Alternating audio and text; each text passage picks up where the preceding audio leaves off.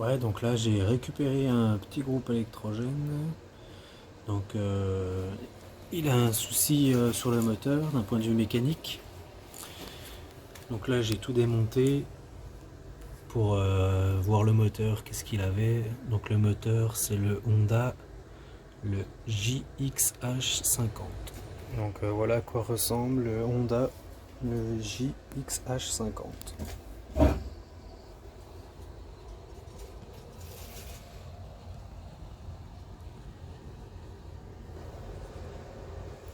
Donc sur ce Honda, donc sur ce moteur ici, la plupart du temps, enfin sur ce générateur là, il y a ici la génératrice. Donc là le moteur, moi j'ai déjà tout démonté, je l'ai déjà ouvert, j'ai déjà tout nettoyé.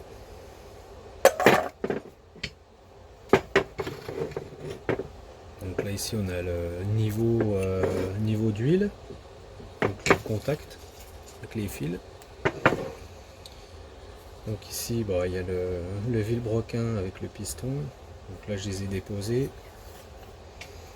Et sur cette partie là, donc on a la partie on va dire entre parenthèses distribution. Donc toute la partie qui va commander les soupapes.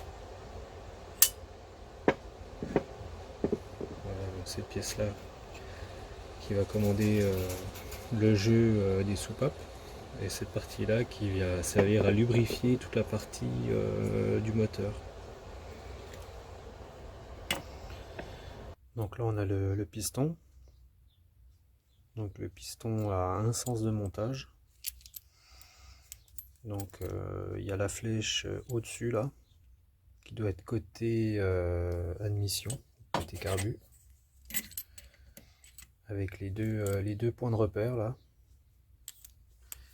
Donc, le piston lui va venir se serrer comme ça sur le vilebrequin. Donc avec cette petite pièce là qui sert à lubrifier le moteur, donc la partie noire là.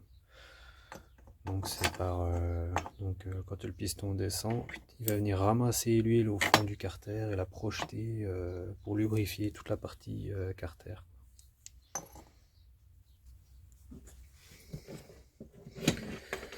Donc sur ce moteur, donc comme je disais tout à l'heure, donc ici donc on a le vilebrequin qui se monte au milieu.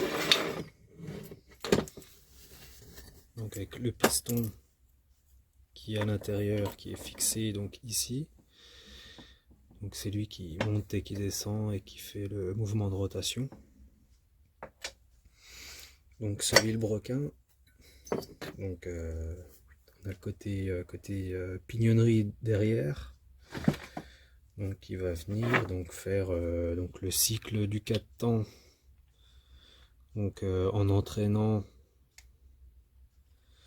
je sais pas si je vais, voilà, en entraînant donc la cam là. Donc lui il tourne, il entraîne la cam, donc puis il fait les cycles du 4 temps en montant, descendant les soupapes. Et il entraîne bien sûr donc la partie lubrification. Ouais, donc sur ce moteur là, donc cette cam ici qui tourne, donc ce qui vient se glisser là au milieu, donc c'est cette petite partie là, donc la roue elle se met ici, donc en tournant elle va venir faire bouger ces petits leviers là. Donc sur ces leviers ici, donc il y a une tige qui vont venir faire donc bouger les culbuteurs, et qui vont venir faire descendre les soupapes. Donc de ce côté-ci, on est côté carbu, donc côté admission, et de l'autre côté, côté échappement.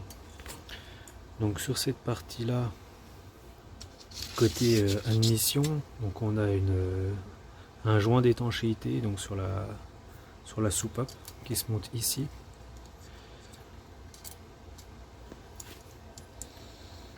Voilà. Donc moi ce que j'ai constaté donc sur ce moteur, donc en fait j'ai cette pièce-ci qui est cassée. Voilà. Donc cette pièce-ci, elle a cassé, je pense, parce que une des soupapes était grippée. Moi, quand je les ai démontées et que j'ai appuyé dessus, donc la soupape, elle était coincée. Et en fait, elle était toute... donc c'est un moteur qui était tout calaminé. Donc même la soupape d'admission était complètement calaminée. Donc là, je les ai bien nettoyées. Mais plein de calamine. Et quand on observe donc côté cylindre, donc ici, bon, c'est pareil, j'ai tout nettoyé, mais c'était plein de calamine. Donc j'ai tout nettoyé et refait un rodage des soupapes. Donc je pense que ce moteur là, mais je ne suis vraiment pas sûr, je pense qu'il a dû tourner avec de l'huile mélange de temps. Parce que j'ai vraiment retrouvé de la calamine mais partout quoi. De l'huile brûlée et puis et donc c'est ce qui a sûrement grippé donc la soupape. Donc le moteur a forcé et a cassé cette pièce-ci. Donc là pour refaire le moteur, donc j'ai recommandé cette partie-là, la roue. Parce que bon, je remonte tout à neuf, hein, donc même si celle-ci pour moi elle pourrait encore servir, voilà, je vois qu'il y a, je sais pas si on voit bien, mais elle est quand même un petit peu marquée, donc je prends pas de risque, hein, je la change. Donc j'ai recommandé cette partie-là, j'ai recommandé cette partie-là, ces deux pièces, j'ai recommandé donc les deux tiges. Et donc le joint d'étanchéité là du queue de la soupape, celui-ci, étanchéité du joint de queue de soupape, donc côté in, donc côté carbu. Et une fois que tout sera remonté, on contrôlera le jeu aux soupapes, parce qu'on peut régler le jeu aux soupapes par l'intermédiaire donc de ce système là, la vis écrou. Donc on réglera le jeu à 0,08 et à 0,11, donc plus ou moins 0,02 mm. Ouais, donc pour extraire donc le volant magnétique là, donc c'est assez balèze, hein, parce qu'il est super bien plaqué. Donc il est positionné donc sur le vilebrequin. Donc sur le vilebrequin, il y a une petite clavette. Donc ici il y a une gorge, hein, sur le volant. Donc on peut le caler que dans une seule position.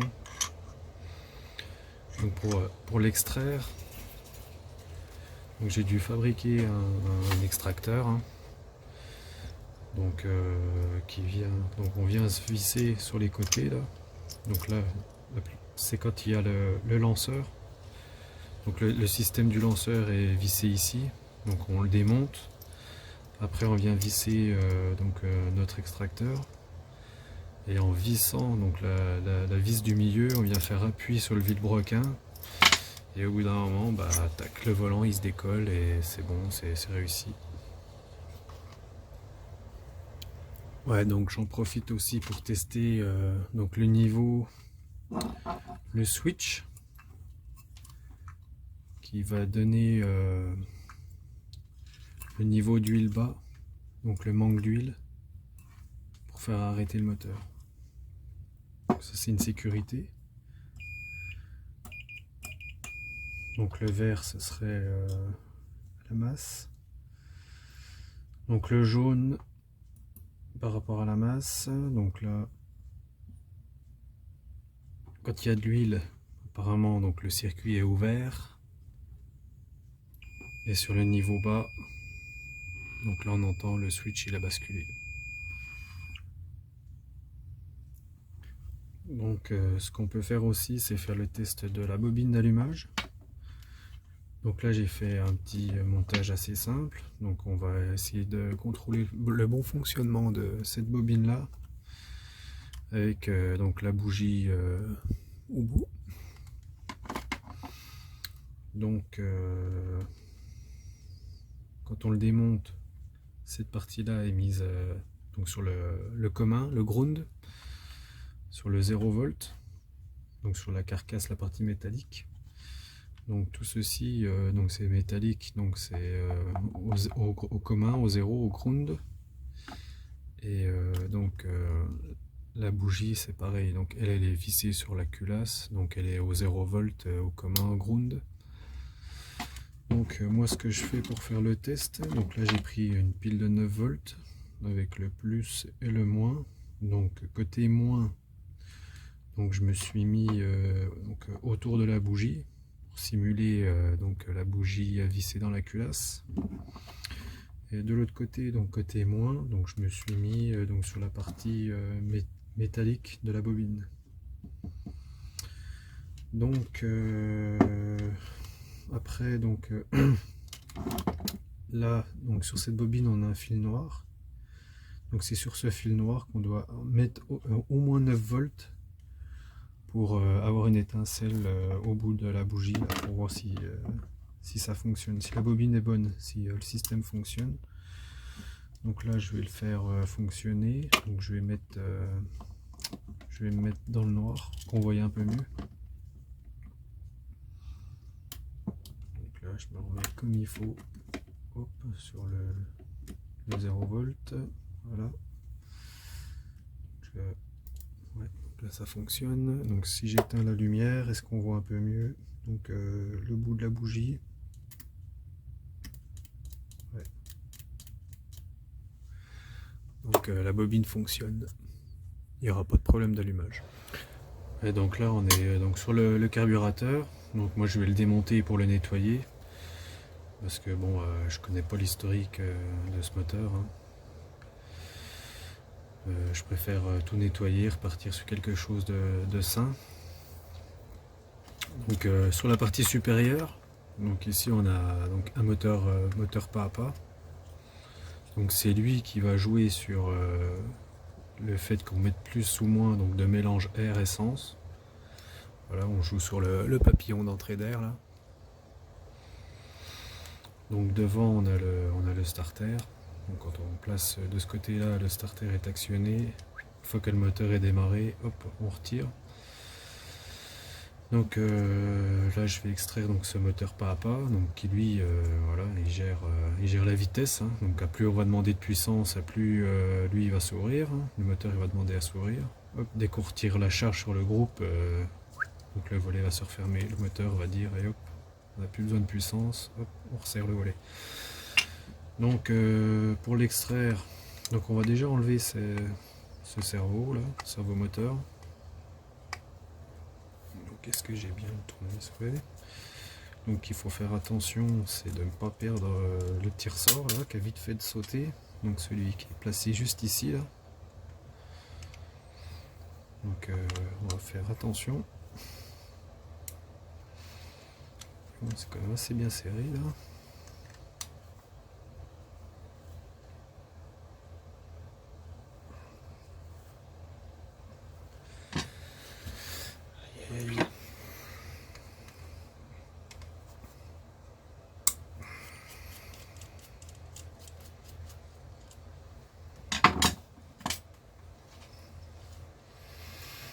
Là, je vais faire gaffe de ne pas perdre le ressort.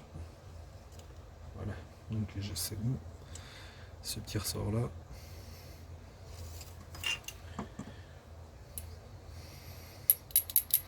Donc là on se retrouve sur un carbu, on va dire normal.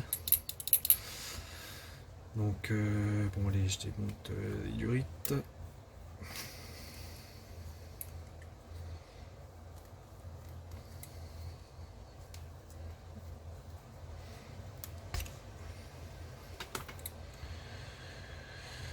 Donc ce qu'on peut faire, donc ce qu'on observe ici, donc on a donc le truc qui permet de régler, enfin la vis de ralenti.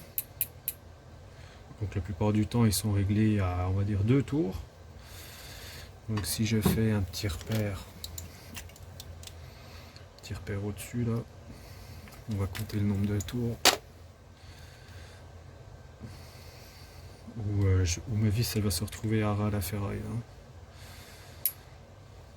Donc là je dévisse un tour, 2 tours, là, je suis à 2 tours et demi. Donc ça je l'enlève, comme ça ça me donne accès donc à cette Ça c'est le gicleur de ralenti. Donc si des fois votre groupe donc il a tendance à pomper, il fait voum voum voum, c'est cette pièce là qu'il faut nettoyer.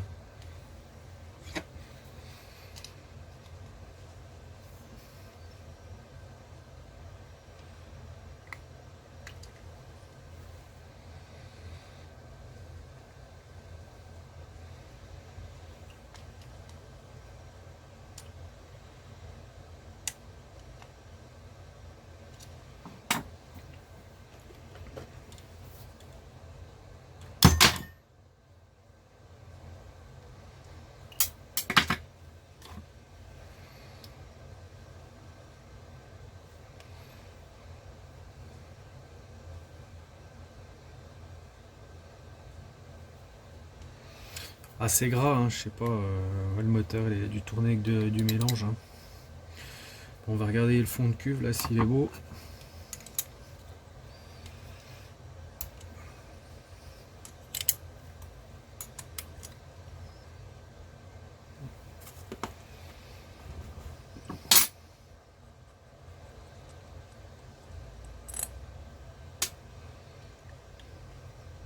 Ouais, bah, nickel.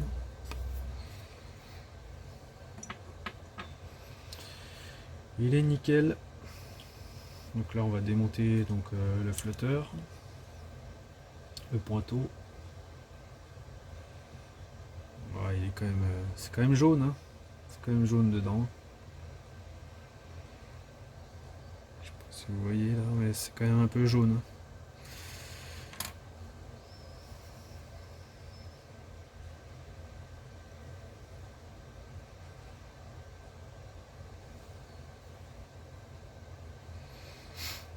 Bon, j'aurais pu tester le flotteur et le pointeau là, donc bon, je vais les remonter vite fait. Voir s'il fonctionne correctement.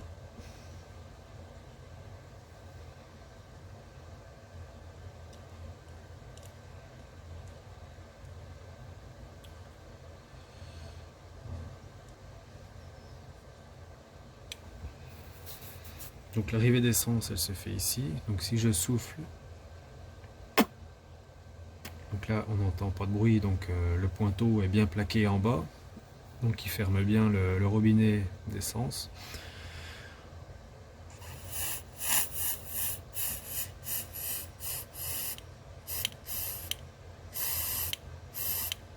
Ouais, donc le pointeau il est bon, il n'y a rien. Là j'extrais, hop, donc là on va aller chercher le gicleur principal. Là. Donc là il faut vraiment bosser avec les bons outils, du bon diamètre, parce que sinon on foire tout. Alors qu'est-ce que je vais prendre? Je vais essayer d'y aller avec un embout.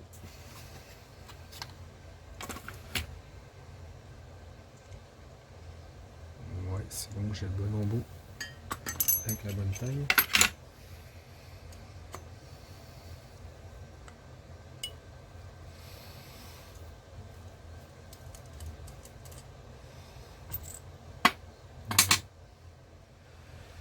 Donc il y a aussi ces parties là, nettoyer, vérifier, bah, c'est vraiment des tout petits trous, hein, donc vérifier que ça soit pas bouché.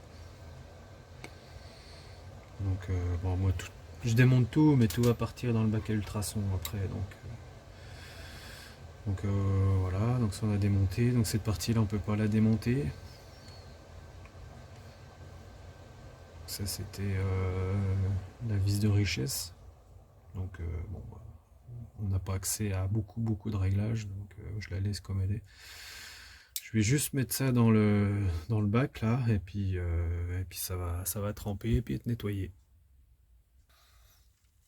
Bon allez, c'est parti, je mets tout dans le bac, donc je le lance. Pendant 10 minutes.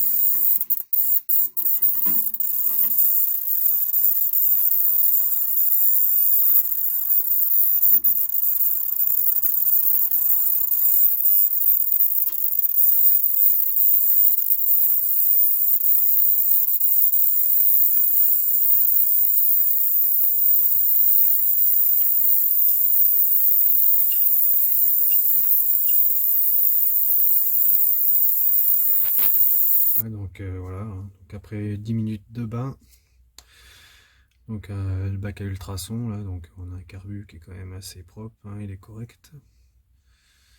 Donc là moi ce que je vais faire, donc après donc on peut voir si les petits trous là sont pas bouchés. Donc moi je prends un pinceau avec en nylon là et je passe dans tous les petits trous du gicleur. Donc normalement ça rentre pile poil. Donc après bon, on les fait tous, hein. Moi je les ai déjà fait là. Pareil pour celui-ci là, le gicleur principal. Voilà, gicleur de ralenti, pareil, passe à l'intérieur des bouches, voilà. Donc là, c'est débouché. Donc on peut mettre aussi un petit coup de soufflette partout.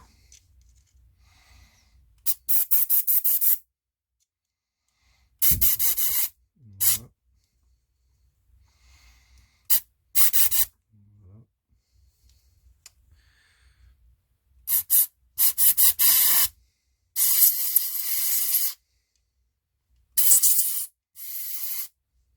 Donc là sur celui-ci, il faut faire attention parce que là au bout, donc il y a un petit joint torique, il faut faire gaffe de ne pas l'abîmer ou et puis de ne pas le perdre.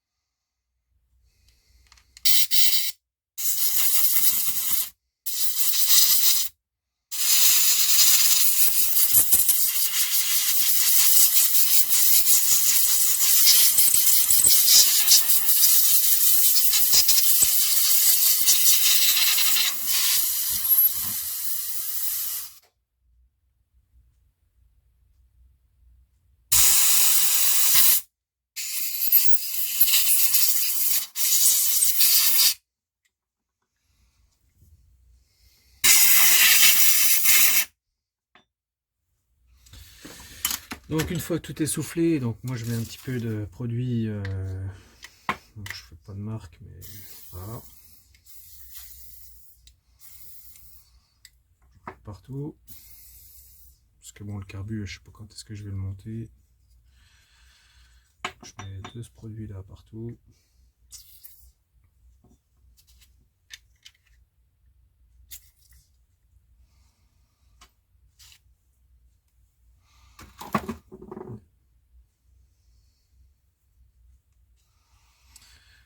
Voilà, donc là je vais commencer à tout remonter. Hop, on appuie bien. Ouais, j'ai toujours des problèmes avec ces trucs là.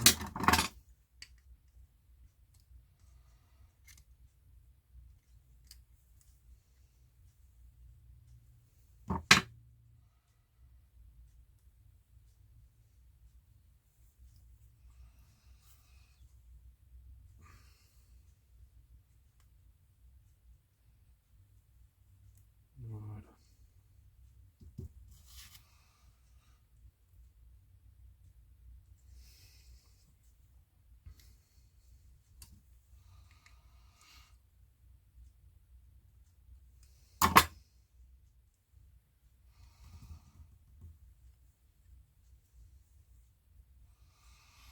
Donc on remonte cette partie là, on remonte le gicleur, on resserre le tout. Bon, c'est pareil, on ne force pas comme une brute, hein. Voilà, donc là je suis embuté. Hop, je donne un petit coup. La cuve, donc la cuve. Avant la cuve, il y a le flotteur, bien sûr.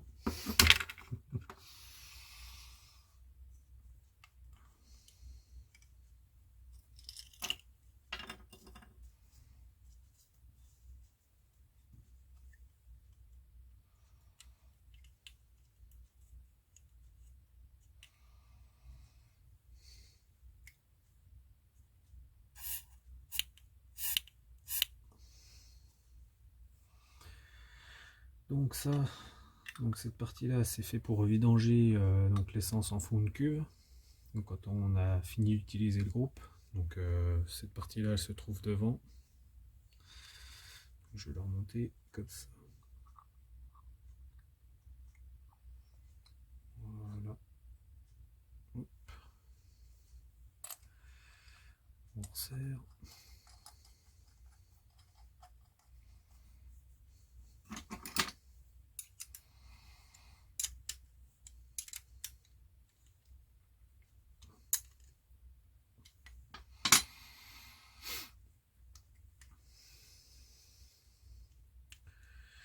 Donc là, je replace ma vis de ralenti. Donc je vais ramener la vis à ras là. Voilà, donc là je suis à ras et puis donc je vais remettre les deux tours. Et demi 1, 2, demi.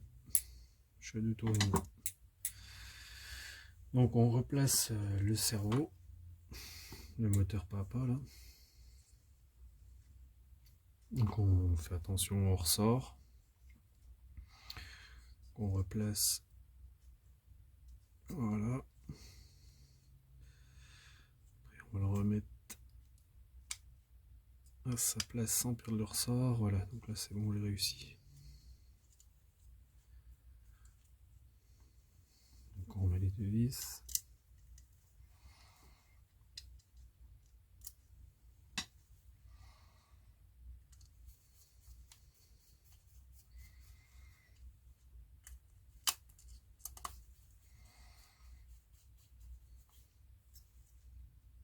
On serre. On repasse le câble.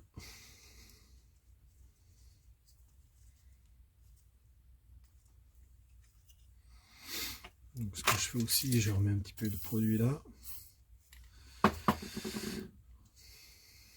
Ça chasse l'humidité.